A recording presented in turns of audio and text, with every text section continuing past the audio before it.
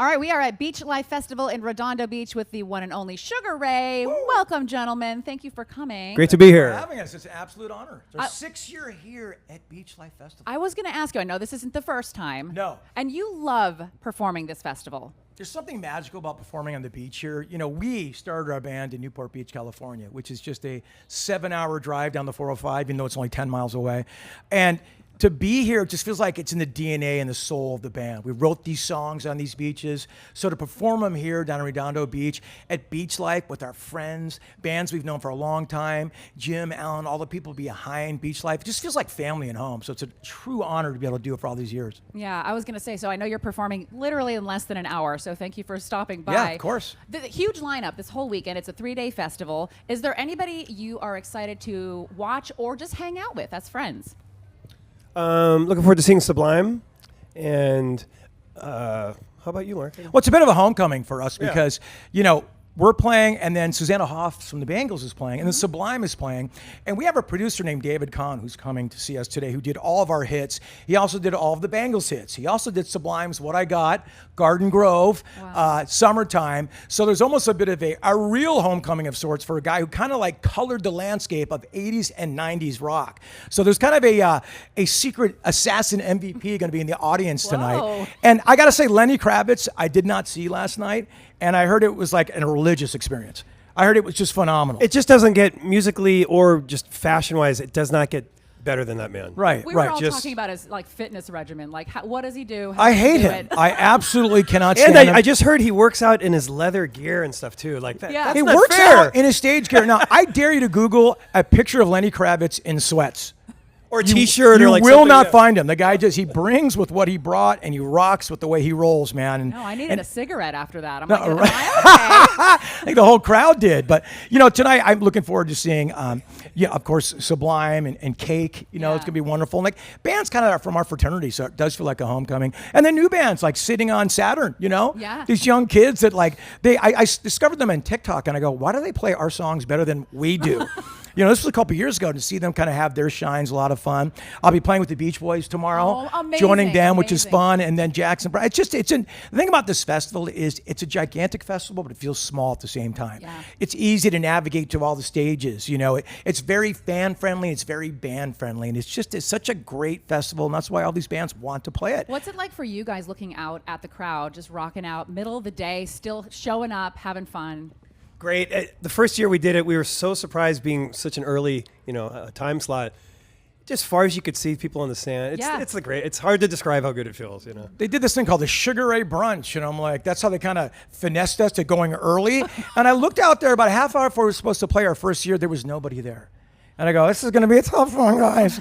And then 15 minutes later, there was 7,000 people on the beach, and it's just stayed that way ever since. The people that buy the ticket here, and if you see the lineup on each day, you don't want to miss a band. Top to bottom, you're going to know every band. That's what makes this festival so amazing, because it's just the value for the days you get. So come early, and people do come early. Well, and sometimes, especially for multi-day festivals or concerts, you can get tired. And For this, you just feel relaxed. You're at the damn beach. It's the salt air. It you know? is. Your feet are in the sand. It's so relaxing. It's just vibes here. It's just all vibes. And if you will catch your second, third, and fourth wind, and then you're like, oh, it's 5 o'clock. I'm a little. Oh, Sublime's playing. I'm fine now. Oh, Jackson Brown's playing. So, And Mark, have you noticed people just overall they behave? We've played festivals where people are lying in their own puke and not fighting and stuff. It's such a good, happy vibe here. That's what which makes is it stand fun out when for you're me. young. That puke thing is fun. We did it hard. But when you're 7 years old, you need a little change from that. Just kidding. 57. It's like, God, he looks good for 70.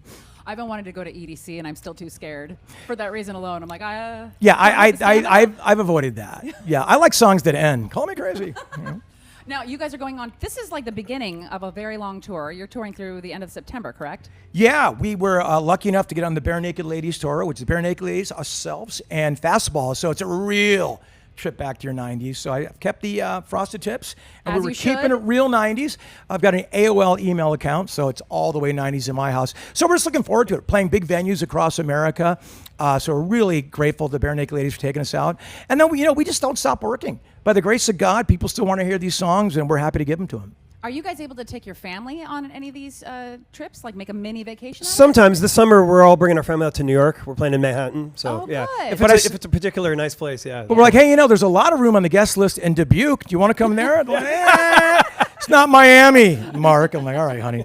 So yeah, they become travel agents and kind of know the spots to go to. But that's really fun when the family's involved too. Yeah. So you guys do you live here in Redondo? I live in Newport. He lives in Studio City. Yeah, I live in Studio City. So, but growing up here and like having a band play all these cities from San Diego all the way up to like Oxnard and down, all these cities feel like home. Yeah. There's when you smell the salt air, you come over like off the freeway and down the Pacific Coast Highway.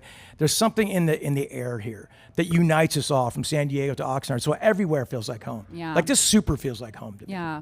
It's probably a magical feeling, especially when like the world just sucks. Do you ever do your shows and you're like, okay, there is hope? Yeah.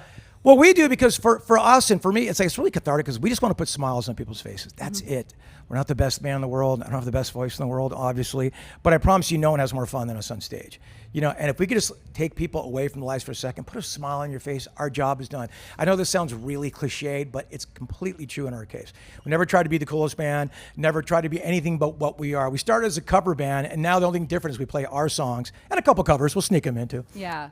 That's the fun part, right? Of course it is. Yeah, you mix it up. Come you gotta on. make it fun for you. For sure, absolutely. But I got to say, it's always fun. Yeah. I hear bands sometimes go, oh, we got to play our number one hit again. I'm like, how lucky you are to have a number one hit. We'd play Fly 5 times a night if we could. You know what I mean?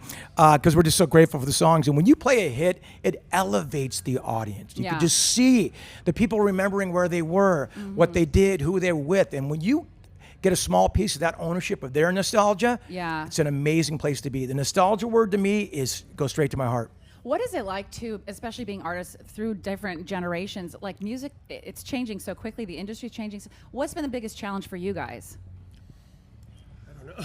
Well, I think the biggest challenge for any band that gets successful is staying relevant, because success is the second hardest thing in any business. And you only find that out after you have success. Staying there is the hardest thing. And we gave it a shot. We tried to change our sound a little bit. At the end of the day, we are just Sugar Ray. We're best at what we do. What we have going for us is we have a couple songs that most people have heard and know. So as long as the songs are loved, if we can deliver them, we got a job to do. Yeah. But I love all the new bands making noise and stuff. A lot of great bands out there. Turnstile, the Cribs, bands like that. So I keep my eye on it. But it seems to be there's a little bit of a tendency to go backwards, because the '90s, and I'm not just saying that because I am the 90s. The 90s was the last decade where we all shared entertainment together.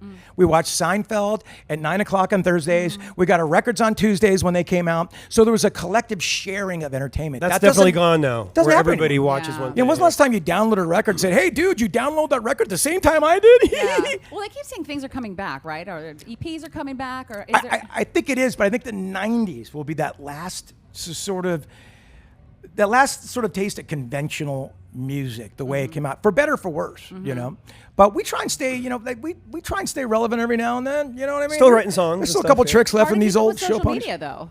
What's that? It's hard to keep up with social media. Oh yeah, it's.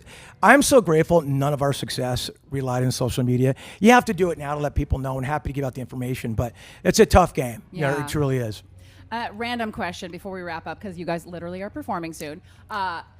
The For You page on Instagram or YouTube, what do you think it would say about what you want to see? For me, it's wiener dog videos and slot machine wins. Those are my little things. What about you? What do you like? I can tell you by kind of visualizing my Instagram page right there. It's California gangs, prison stories, and then old school punk rock, like Black Flag, Circle Jerks, and video of old school decline of Western civilization, that kind of stuff. Oh, wow. It's disturbing. And Lakers stuff. Oh, okay. I just watch guitar videos, anything pertaining to guitars, and a possum rescue, and dogs, and any dog video. Oh, dogs too. That's what mine too. Yeah, tons possums are the most misunderstood animal. That's what I've learned recently, Mark. Are we really going to leave out hot chicks? I mean, come on. Are we really going to leave that out in our FYPs? Come on. I was waiting for one. I'll cop to it. I'll cop to it. Well, Sugar Ray, thank you both very much for being here. We're excited to see you in just a few minutes. Thank you for having us. Pleasure. Very much. Yeah, thank you. Beachlife. Woohoo!